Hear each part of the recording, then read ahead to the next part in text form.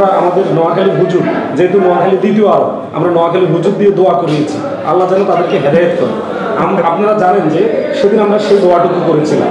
আর আপনাদের কাছে আমরা আরেকটি মেসেজ পৌঁছানোর চেষ্টা করছি, সেটা হচ্ছে আমাদের নোয়াখালী যে বৃহত্তর নোয়াখালীতে আমাদের বাংলাদেশ ব্যাংকের একটি শাখার জন্য আমাদের সমন্বয়ক আকরাম, আমরা তাকে ধন্যবাদ জানাই যে সে চেষ্টা করে সেই মাননীয় প্রধান বা মাননীয় অর্থ উপদেষ্টার কাছে সে অ্যাপ্লিকেশন দিয়েছেন যে নোয়াখালী জেলাতে যেন বাংলাদেশ ব্যাংকের একটি শাখা করা হয়।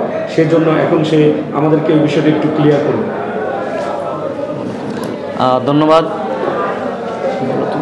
হ্যাঁ, ধন্যবাদ। প্রিয় নোয়াখালীবাসীকে আমি অবগত করতে যাচ্ছি যে আমি আসলে মিডিয়ার সামনে খুবই কম আসি। আমি যে নোয়াখালী বিভাগের জন্য যা যা করার দরকার, যেখানে বলা দরকার, প্রত্যেকটি অধিদপ্তরে, প্রত্যেকটি মন্ত্রণালয়, প্রত্যেকটি মিনিস্ট্রি আমি নোয়াখালী বিভাগের বিষয়ে সকল উপদেষ্টা এবং সকল সচিব যারা আছেন সবাইকে অবগত করে যাচ্ছি প্রতিনিয়ত। এবং নোয়াখালীর যেই অবকাঠামো উন্নয়নগুলো হচ্ছে না, যে 17 বছর নোয়াখালী অবঞ্চিত, নোয়াখালীর মানুষ ওই তুলনা হার উন্নত হয়নি, ওই উন্নয়ন নিয়ে আমি কাজ করে যাচ্ছি। আর আজকে আমি অর্থ উপদেষ্টাকে একটি চিঠি দিয়েছি বাংলাদেশ ব্যাংকের একটি শাখা করার জন্য, যে আমাদের প্রায় প্রতি মাসে $900 বিলিয়ন বাংলাদেশে আসে শুধু 3টি জেলার থেকে, আমাদের ফেনী, লক্ষ্মীপুর, নোয়াখালী সহ, যার অধিক $2.24 বিলিয়ন আরও বেশি রেমিটেন্স আমাদের বৃহত্তর নোয়াখালীতে আসে। ওই বিষয়ে আমাদের আকাঙ্ক্ষা হচ্ছে যে আমরা বাংলাদেশের ব্যাংকের একটি শাখা নোয়াখালীতে অবস্থিত করার জন্য, তাহলে 3টি জেলার মানুষ নোয়াখালীর এই বাংলাদেশ ব্যাংক থেকে সুবিধা পাবে। আর বিশেষ করে দাবি হচ্ছে যে নোয়াখালী জেলার একটি সিটি কর্পোরেশন, যে সিটি কর্পোরেশনের জন্য এর আগে আমি সিটি দিয়েছি। সিটি কর্পোরেশনের বিষয়ে আজকে আবার খবর নিয়েছি উপসচিবের মাধ্যমে, উনি বলছে যে আপনার এটা কাজ হচ্ছে। আশা করি ইনশাল্লাহ রিসেন্টলি নির্বাচিত সরকার আসলে আমাদের নোয়াখালীতে একটি সিটি কর্পোরেশন হবে। ডিসি মহোদয় আবেদন দিয়েছে আমার পক্ষে হয়ে। আর আমাদের পক্ষ হয়ে যারা নোয়াখালী নিয়ে বিভিন্ন জায়গা থেকে কাজ করে যাচ্ছেন, নোয়াখালী বিভাগ চাই আন্দোলনের পক্ষ থেকে সকলকে ধন্যবাদ।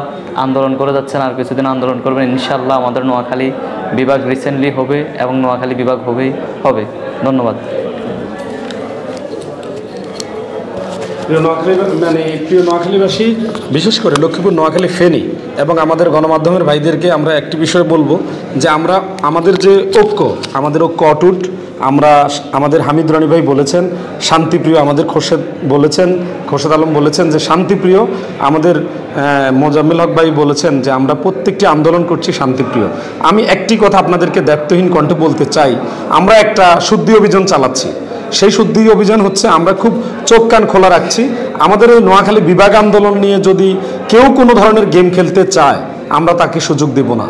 কারণ নোয়াখালীর মানুষ ইমাম মানার আগে ইমাম যাকে মানেন, ইমামের কোয়ালিটি, কোয়ান্টিটি, গুণ বিচারের, বিশ্লেষণের যে ক্ষমতাটুকু আল্লাহ নোয়াখালীর মানুষকে দিয়েছেন।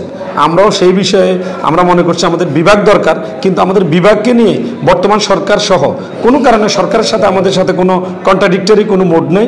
আমাদের হচ্ছে সহায়ক শক্তি মনে করছি আমরা জনগণ আমরা অন্তর্বর্তীকালীন সরকার জনগণের, এটা আমরা বিশ্বাস করছি। এজন্য আমাদের গণশুনানি যে উপেক্ষিত হয়েছে সেটা পুনর্বিবেচনার জন্য আমরা আজকের এই বিবৃতি, আজকের এই আমাদের প্রেস বিজ্ঞপ্তি সহ আজকে আমরা যেটা আপনাদের মাধ্যমে আমরা জাতির কাছে তুলে ধরেছি, আমরা এটা